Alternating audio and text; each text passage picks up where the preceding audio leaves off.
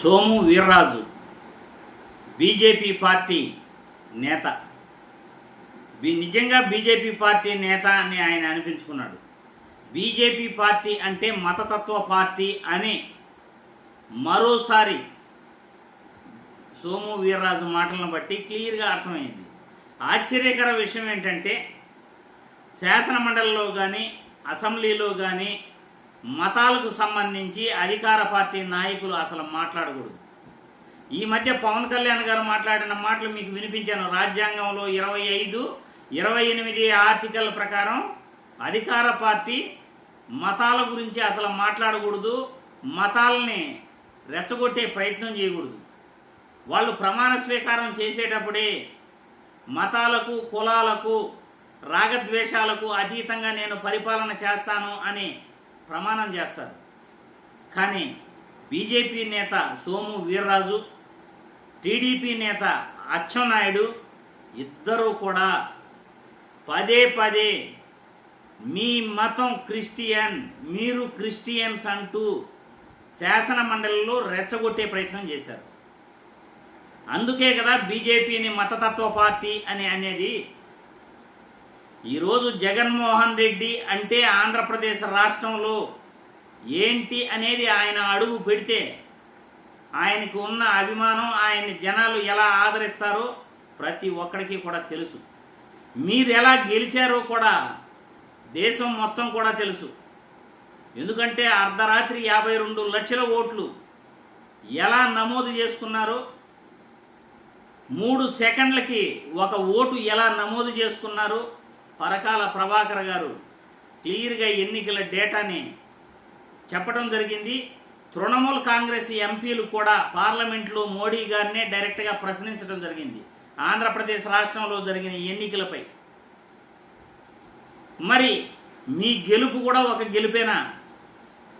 ప్రజల్లో మీకు ప్రజాభిమానం ఉందా లేదా?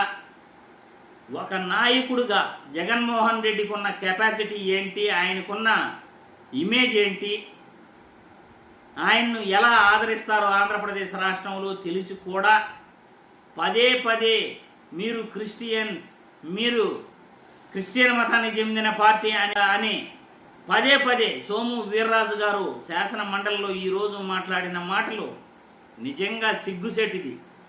భారతదేశం సిగ్గుతో తల ఉంచుకుంటుంది ఇలాంటి నేతలను చూసి. సభ్య సమాజం, భారతదేశంలోని ప్రజలు ఇలాంటి పార్టీ నేతలను చూసి తల దించుకుంటారు. అధికార పార్టీ నేతలుగా ఉండి మతాలను రెచ్చగొడతారా మీరు? ఇదేనా మీకు నేర్పిన సంస్కారం? మీకు ఇలాగైనా మీరు మాట్లాడేది? మతాలను రెచ్చగొడుతూ మండలిలో మాట్లాడతారా మీరు? తిరుమల లడ్డూలు కల్తీ నెయ్యిపై ఒక్క ఆధారం కూడా చూపలేనటువంటి మీరు పదే పదే అదే రుద్దుడు కార్యక్రమాలు చేస్తున్నారు. టీడీపీ కూటమి ప్రభుత్వంలో వచ్చిన ఏఆర్ డైరీ నుండి వచ్చిన 4 నెయ్యి ట్యాంకర్లలో పేజీ నంబర్ 44 సిబిఐ సిట్ రిపోర్ట్లో క్లియర్గా ఉంది. మీరంటున్న జంతు కొవ్వు, మీరంటున్న పంది కొవ్వు, మీరంటున్న బాత్రూమ్ కడిగే ఆయిల్, ఇవన్నీ కూడా మీ ప్రభుత్వంలో జరిగిందేను క్లియర్గా చెప్తున్నాయి. CBI SIT report page number 44 కావాలంటే మీరు చెక్ చేసుకోండి ఎవరైనా సరే. AR diary number 1, A6 Vaishnavi diary, A7 Bhole Baba diary. AR diary నుండి 4 నెయ్యి ట్యాంకర్లు 2024 జూలై 7, జూలై 12వ తేదీ వస్తే దాన్ని ఎన్డీడీబీకి ల్యాబ్ టెస్టింగ్కి పంపి అందులో కల్తీ జరిగిందని టీటీడీఈఓ శ్యామలరావు జూలై 2024 25వ తేదీ ఆయన అనౌన్స్ చేస్తే మీడియా ముఖంగా సెప్టెంబర్ నెలలో చంద్రబాబు గారు జంతువుల కొవ్వు కలిసిందని ప్రచారం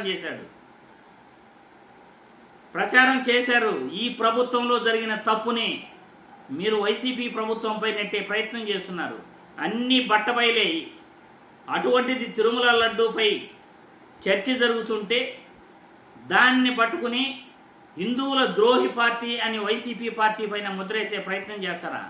జగన్మోహన్ రెడ్డికి హిందువుల ద్రోహి అనే ముద్రేసే ప్రయత్నం చేస్తారా?